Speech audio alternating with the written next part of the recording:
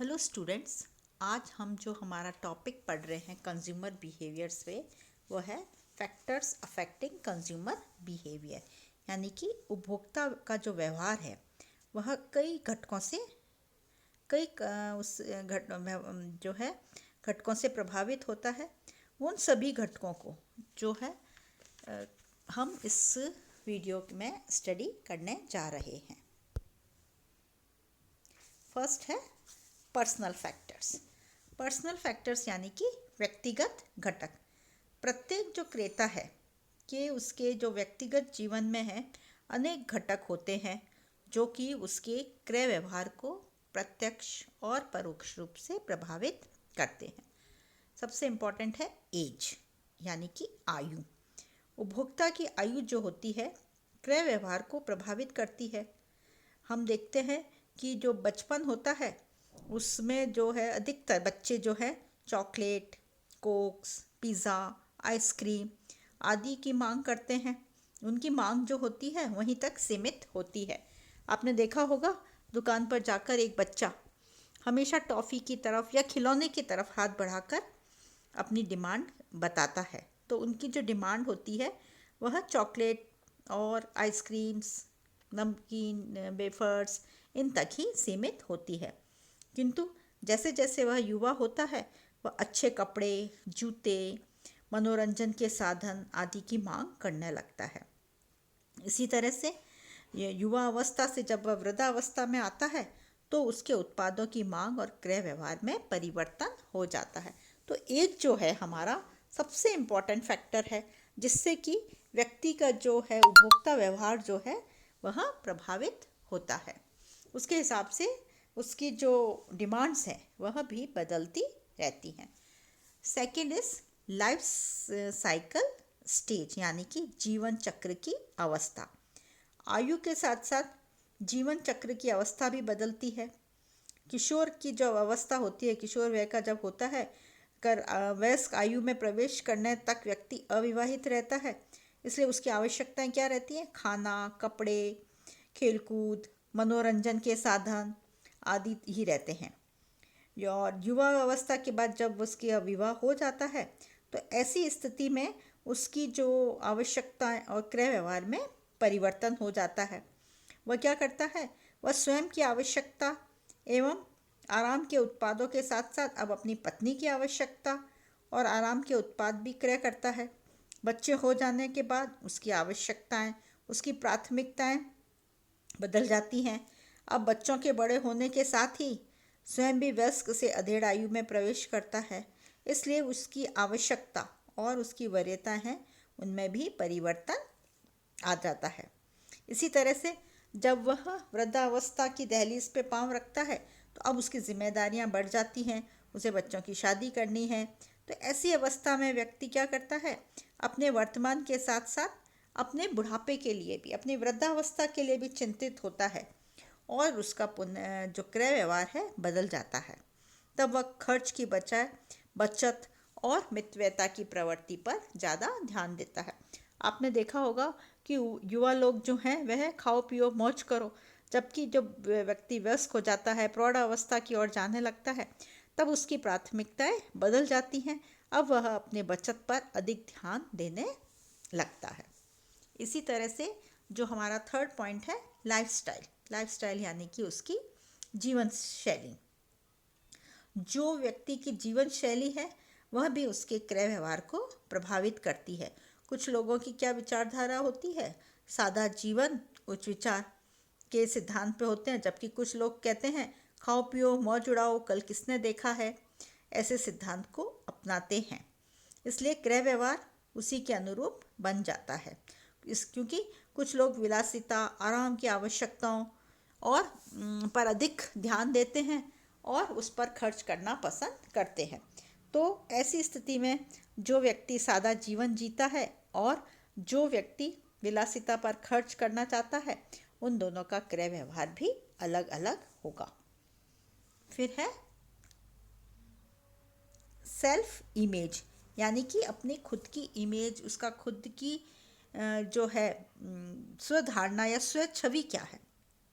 प्रत्येक व्यक्ति के मन में अपनी एक स्वयं की एक धारणा या अपनी स्वयं की एक छवि होती है। वह व्यक्ति उसी के अनुरूप अन्य लोगों या समाज में अपनी छवि बनाना चाहता है। वह उस छवि में निरंतर सुधार और निखारना भी चाहता है, जिससे उसे आत्मसंतोष की प्राप्ति होती है। आपने देखा होगा कि आपके बहुत से फ्रेंड हैं, बिल्कुल ही सिंपल रहते हैं और उनको इसी तरह से सिंपल रहना ही पसंद है, जबकि कुछ ऐसे होते हैं जो कि बहुत ही तड़क भड़क में और इस तरह से बिहेव करते हैं कि उनको दिखावा पसंद होता है। तो ऐसी सिचुएशन में भी उन दोनों का जो क्रय व्यवहार है वह भी अपने आप में डिफरेंट होगा। इसी के साथ हम देखते हैं कि प्रत्येक व्यक्ति का जो क्रय व्यवहार है उसकी अपनी छवि से भी प्रभावित होता है। वह अपनी छवि के अनुरूप ही उत्पादों और सेवाओं का क्रय करता है। वह उन्हीं उत्पादों, ब्रांडों आदि का क्रय करता है जिससे उसकी छवि में चार चांद लगे और उसमें निखार आए। वह अपनी छवि बनाए रखने और निखारने के लिए ही अपने खान पान, रहन सहन आदि को अपनाने लगता है। जैसे कि आपने देखा होगा कि आपने के बहुत से फ्रेंड किसी फिल्मी हीरो की स्टाइल को अपनाते हैं, उसी के अनुसार उनका ड्रेसिंग सेंस होता है, उसी के अनुसार वे अपना हेयर कट करते हैं। तो ऐसी स्थिति में जो है उनकी पूरी की पूरी जो छवि है वो अपनी उस हीरो के अनुसार बनाना चाहते हैं। इसी के साथ साथ बहुत से लोग क्या करते हैं, छवि को बनाए रखने के लिए प्रतीक वस्तुओं की आवश्यकता होती है और वह कुछ लोग छवि के प्रतीक के रूप में वस्तुओं का क्रय करते हैं। जैसे कि आपने देखा होगा कि व्यक्ति अपनी अमीरी बताने के लिए महंगे के से महंगा आजकल मोबाइल या कार का क्रय करता है और अपनी शान और छवि उसी के अनुरूप समझने लगता है। इसी प्रकार उपभोक्ता व्यवहार को उसकी छवि तथा छवि से प्रभावित करने वाले तत्व भी निर्धारित करते हैं और विपणन प्रबंधन में अपने उत्पादों से ग्राहक की छवि को उभारने और संतुष्ट करने का प्रयास किया जाता है। नेक्स्ट है पर्सनैलिटी। प्रत्येक व्यक्ति का अपना व्यक्तित्व होता है जो उसके क्रय व्यवहार को प्रभावित करता है। व्यक्तित्व से तात्पर्य किसी व्यक्ति के सामाजिक, शारीरिक लक्षण से है जिससे वह वातावरण की चुनौतियों का संतुलित ढंग से मुकाबला करता है। सामान्यतः हम देखते हैं कि किसी व्यक्ति के व्यक्तित्व को प्रकट या स्पष्ट करने के लिए उसके शारीरिक लक्षण, सामाजिक लक्षण और मानसिक लक्षण का उल्लेख होता है। शारीरिक लक्षण जैसे कि रंग रूप को लेकर, सामाजिक लक्षण जैसे कि मिलनसारिता है, व्यवहार कुशल है, मानसिक लक्षण हम कह सकते हैं वह आत्मविश्वासी है, ईमानदार है, उससे उसका उल्लेख किया जाता है। और हम कहें कि प्रत्येक व्यक्ति का व्यक्तित्व दूसरे व्यक्तियों से भिन्न होता है क्योंकि प्रत्येक व्यक्ति के शारीरिक, मानसिक, सामाजिक लक्षण एक समान नहीं होते हैं। और क्या होता है कि प्रत्येक व्यक्ति का क्रय व्यवहार भी उसके व्यक्तित्व के अनुरूप ही होता है। इसलिए क्या प्रत्येक व्यक्ति की तरह ही प्रत्येक उत्पाद का भी अपना व्यक्तित्व होता है और प्रत्येक व्यक्ति अपने व्यक्तित्व से मेल खाने वाले उत्पाद को ही क्रय करता है। इसलिए जो उत्पादन करता है, विपणन करता है, अपने उत्पाद के व्यक्तित्व को क्रेता या संभावित क्रेता के व्यक्तित्व के अनुरूप बनाने का प्रयास करते हैं। Next is occupation. ऑक्यूपेशन का अर्थ है व्यवसाय या धंधा, हम जो कर रहे हैं काम। तो प्रत्येक व्यक्ति का व्यवसाय भी उसके क्रय व्यवहार को प्रभावित करता है। सामान्यतः आपने देखा होगा कि एक जो कर्मचारी है, डॉक्टर है, प्रोफेसर है, उसकी आवश्यकताएं भिन्न होती हैं तो उनका क्रय व्यवहार भी भिन्न होता है। इसी प्रकार एक कंपनी में जो एग्जीक्यूटिव है, कोई बैंक अधिकारी है, उसकी आवश्यकताएं भी भिन्न हैं, उनका क्रय व्यवहार भी एक समान नहीं हो सकता है। और जो विपणन करता है वह इन भिन्नताओं को समझकर ही उत्पादों का नियोजन करता है। जैसे कि आपने देखा होगा कि ग्लैमर वाली इंडस्ट्री में जो व्यक्ति वर्क कर रहा है उसकी आवश्यकता तड़क भड़क से संबंधित होगी, जबकि एक डॉक्टर है, उसे हॉस्पिटल में काम करना है तो उसका क्रय व्यवहार भी उसी तरह का होगा। उसे दिखावे की जगह सिंप्लिसिटी ज़्यादा पसंद होगी। तो यहाँ पर जो उसका ऑक्यूपेशन है, कुछ ऑक्यूपेशंस ऐसे होते हैं जिसमें तड़क भड़क की ही आवश्यकता है, तो उनका जो व्यवहार है धीरे धीरे वैसा ही हो जाता है। तो एक जो हमारा मार्केटर है वह क्या करता है, इन आवश्यकताओं को सबको ध्यान में रखते हुए, इन पर्सनल फैक्टर्स को ध्यान में रखते हुए अपने वस्तु का उत्पादन करता है। जो हमारा सेकंड फैक्टर है वह है इकोनॉमिक फैक्टर्स। इस इकोनॉमिक फैक्टर्स में हमारा सबसे पहला पॉइंट है पर्सनल इनकम, व्यक्तिगत आय। प्रत्येक व्यक्ति की जो आय होती है वह भी उसके क्रय व्यवहार को प्रभावित करती है। आय में जब वृद्धि होती है तो अधिक मात्रा में हमारे पास पैसा आता है और उससे हमारी क्रय शक्ति बढ़ जाती है। इसके विपरीत यदि आय में कमी होती है तो हमारी क्रय शक्ति घट जाती है। यहाँ हम आय का मतलब सिर्फ इनकम ही नहीं मानेंगे। आय से हमारा क्या मतलब है, खर्च हेतु उपलब्ध आय से है। तो यहाँ पर खर्च हेतु उपलब्ध आय वह राशि है जो हमारी जो ग्रॉस इनकम है उसमें से हम हमारे जो टैक्सेस हैं, जो हमारे लोन्स हैं, वो सब भुगतान के बाद जो बचती है हमारी आय, वह हमारी डिस्पोजेबल इनकम या हम कहेंगे खर्च हेतु उपलब्ध आय कहलाती है। और इस प्रकार जो हमारी खर्च हेतु उपलब्ध राशि होती है उसमें से हम सबसे पहले क्या करते हैं, अपनी आधारभूत आवश्यकताओं की पूर्ति हेतु खर्च करते हैं। और उसके बाद दोनों प्रकार यदि के बाद जो राशि शेष बचती है वह हमारी डिस्क्रिशनरी इनकम कहलाती है। और इन दोनों प्रकार की आय में वृद्धि होने से क्रेता का व्यवहार जो होता है सकारात्मक रूप से प्रभावित होता है। वह अधिक मात्रा में क्रय करने को प्रेरित होता है। ऐसे में क्रेता का व्यवहार और भी सकारात्मक हो जाता है और वह आराम और विलासिता के उत्पादों में अधिक खर्च करता है। इसके विपरीत यदि उसकी आय कम हो जाती है तो उसका क्रेता का व्यवहार नकारात्मक हो जाता है और वह आधारभूत आवश्यकताओं में तो खर्च नहीं कर पाता, किंतु वह आराम और विलासिता के उत्पादों में कमी लाने का प्रयास करता है। तो कहने का मतलब ये है कि जो हमारी व्यक्तिगत आय है, यानी कि हमारी आधारभूत जो खर्चे हैं, हमारे टैक्सेस हैं, हमारे लोन्स हैं, पे करने के बाद यदि हमारे पास आय बचती है, यदि वह अधिक है तो अधिक खर्च करता है, वह अधिक विलासिता की वस्तुओं पे खर्च करेगा। लेकिन अगर उसकी यह इनकम कम है तो ऐसी स्थिति में उसका क्रय व्यवहार जो है नकारात्मक हो जाएगा और वह कम खर्चा करेगा। नेक्स्ट इज फैमिली इनकम, यानी कि पारिवारिक आय। जब क्रेता जो है हमारा वह जॉइंट फैमिली में रहता है तो उसकी व्यक्तिगत आय के बजाय परिवार की आय ही उसके क्रय व्यवहार को निर्धारित और प्रभावित करती है।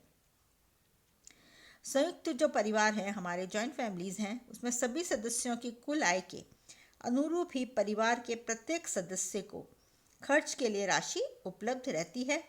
इसलिए परिवार की कुल आय के बढ़ने या घटने का क्रय व्यवहार पर प्रभाव पड़ता है। Next is future income expectation, यानी कि भावी आय की संभावना।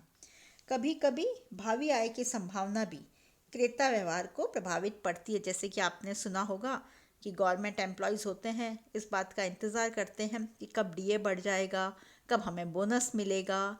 तो वो क्या इनकम है, फ्यूचर इनकम है, और उसी के हिसाब से वे अपनी प्लानिंग करते हैं कि बोनस आने वाला है या हमारा डीए बढ़ने वाला है, हमें इतना पैसा मिल जाएगा, इसका हम कहाँ पर खर्च करेंगे, वे उस हिसाब से अपनी प्लानिंग करते हैं। तो क्या होता है कि भविष्य में जो आय है बढ़ने या बढ़ते रहने की संभावना होने पर क्रय व्यवहार सकारात्मक बना रहता है। ऐसे में लोग अधिक खर्च करते हैं और बचत पर कम ध्यान देते हैं। किंतु जब भविष्य में आय के घटने की संभावना हो तो व्यक्ति बचत की ओर विशेष ध्यान देता है और आराम और विलासिता के उत्पादों को क्रय करना बंद कर देता है। Next point is liquid assets. Liquid assets का यह मतलब है तरल संपत्तियाँ कि जो तरल संपत्तियाँ हैं उसको हम क्या कहते हैं, नकद राशि में जो उपलब्ध होती है, जैसे कि बैंक बैलेंस है, हमारे बचत पत्र हैं, अंश हैं, जिससे कि हम तत्काल राशि प्राप्त कर सकते हैं। जिनके पास ऐसी संपत्तियां होती हैं, लिक्विड एसेट्स, वे तत्काल क्रय निर्णय कर सकते हैं, किंतु जिनके पास स्थायी संपत्तियां होती है वे ऐसा नहीं कर सकते, क्योंकि ऐसी संपत्तियों को बेचकर नकद राशि प्राप्त करने में पर्याप्त समय लगता है।